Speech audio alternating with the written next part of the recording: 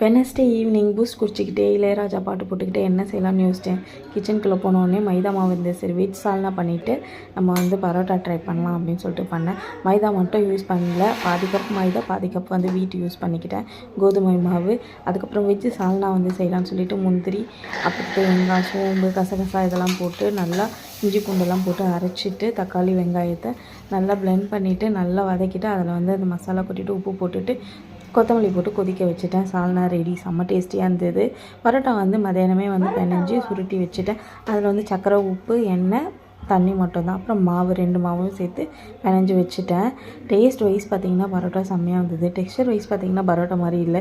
Husband கால் பண்ணி உனக்கு பிடிச்சது என்ன, நீ ஹோட்டல் போனால் என்ன நீ ஆர்டர் பண்ணுவேன், எப்போ போனாலும் பரோட்டா தான் ஆர்டர் பண்ணுவாங்க. ஆனால் நான் கேட்கும்போது ஃப்ரைட் ரைஸ், பிரியாணி எல்லாமே சொன்னாங்க, பரோட்டா மட்டும் சொல்லவே இல்லை. சரி சர்ப்ரைஸாக சாப்பிட்டு பார்க்கட்டும்னு சொல்லிட்டு விட்டுட்டேன். அப்புறம் வீட்டுக்கு சாப்பிட்டு பார்த்தாங்க. இது சப்பாத்தியான்னு கேட்டாங்க. இல்லை பரோட்டான்னு சொன்னேன்.